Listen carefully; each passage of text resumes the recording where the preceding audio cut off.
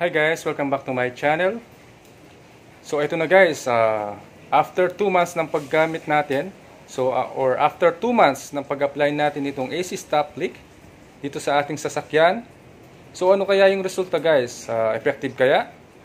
Pero bago natin i-reveal kung effective ba o lumalamig pa yung aircon natin ngayon, so pakita ko muna yung video last 2 months ago yung pag-apply natin ng AC stop leak dito sa ating sasakyan. So ito guys yung video. Ito yung ginawa natin last 2 months ago guys, para sa mga hindi pa nakapanood ng una nating video. Quick recap lang tayo dito sa video natin. Pero kung gusto nyong makita yung full video nito guys, nasa YouTube channel natin.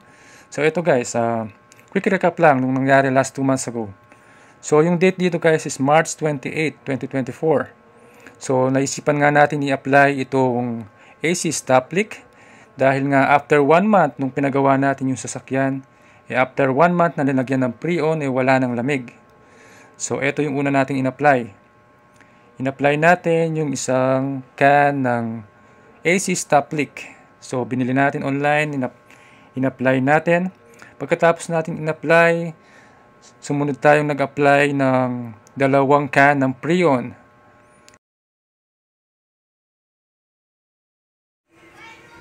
At ngayon guys, after 2 months, check natin ng actual kung ano yung resulta, kung nagtagal ba yung lamig, kung effective ba yung ginawa natin. So eto guys, nasa loob tayo ng sasakyan. So meron ako ngayon ditong temperature gauge para mapakita sa inyo kung lumalamig pa ba yung AC nitong sasakyan na to. Etong sasakyan pala na to guys ay Toyota Innova. So before natin na-apply yung AC stop leak, hindi na lumalamig to. So nung nilagyan natin, lumamig naman. So ngayon, check natin kung nagtagal ba siya guys. Kung after 2 months, nandito pa ba yung lamig. So kung makikita nyo guys, sinindihan ko na yung sasakyan. Sinindihan ko na rin yung aircon. Sakto, paalis kami ngayon. So hatid ko yung misis ko, may pupuntahan siya. Ma-check natin kung lalamig ba itong sasakyan na to habang naglalakad tayo o habang nasa biyahe tayo guys. So ayan guys, so kung makikita nyo sa kamay ko medyo lumalamig na ng konti, pero nasa gitna pa lang yung temperature gauge nitong ating sasakyan. So yung time natin guys ay nasa 1:33. Kung makikita nyo sa aking dashboard, yung time natin nasa 1:33 PM. So ayan guys, so mainit sa labas. So hi muna daw, sabi nung aking anak, nasasama ngayon sa ating biyahe. So mamaya guys, ipapass forward ko to. So bago natin pass forward, ito muna natin yung lamig nito. Ayan guys, paalis na tayo guys at nakatodo na yung lamig nitong ating aircon. Tinodo ko kanina bago tayo umalis. So ayan guys, so nasa 31.9 bago tayo umalis. So fast forward lang natin guys. So pasensya na po, medyo malikot po yung anak ko. Kaya medyo malikot yung kuha ni Mrs. Pero kung mapapansin nyo guys, habang nasa biyahe tayo, ayan, bumababa ng konti. Paunti-unting bumababa. So nasa 22 na lang yung ating temperature. So ipopost ko ng ganyan guys, so nasa 20 na lang. So after few minutes, so forward ulit natin guys. So kung makikita nyo habang pino-forward natin, habang nasa biyahe tayo, bumaba pa ng nasa 16. So ayan guys, so dito guys, na-surprise na ako kasi ngayon ko lang in-actual test itong temperature. So ganito pala kalamig sa loob ng aking sasakyan. So ayan guys, so na-surprise ako dahil nasa 14, nasa 13. Nasa 13 Celsius na lang. Umabot ng pinakamalamig na nasa 13 Celsius dito sa loob ng sasakyan.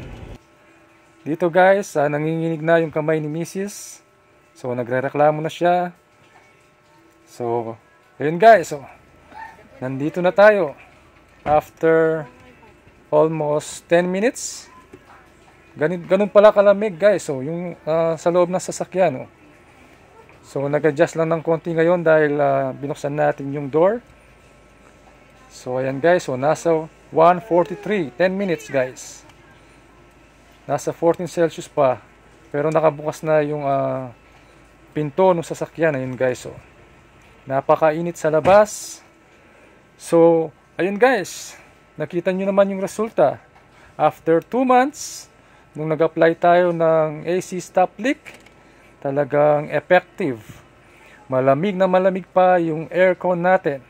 So walang pagbabago guys buhat nung first day nung pag-apply natin nung AC stop leak. So super lamig dito sa loob.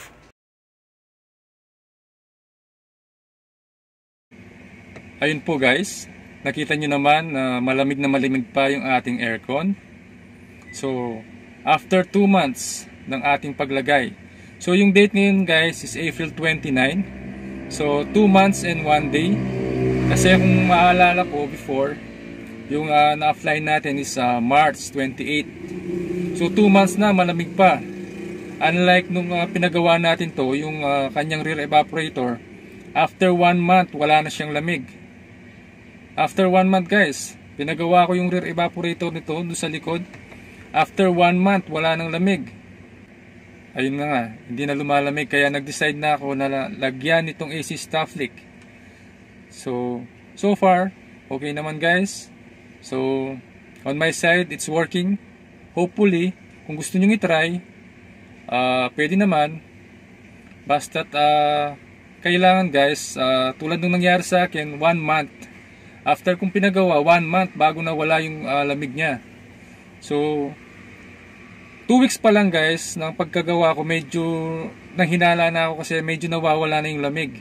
So, unti-unti siyang nawala.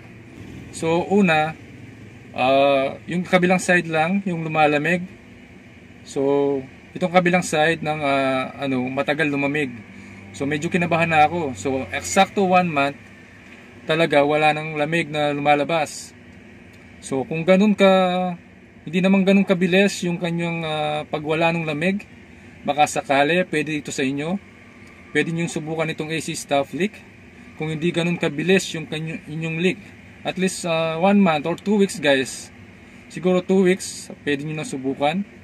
Pero kung pag uwi nyo or 1 day lang, wala nang lamig, malakas yung tulo, hindi ko nire-recommend to guys. Kasi baka may ibang sira or malaki yung butas, hindi niya kaya. Or metal. Ito kasi, yung kutob ko lang kasi yung mga rubber lang, yung mga may leak. So ayun guys. Sana may makatulong sa inyo kung may leak din yung sasakyan nyo.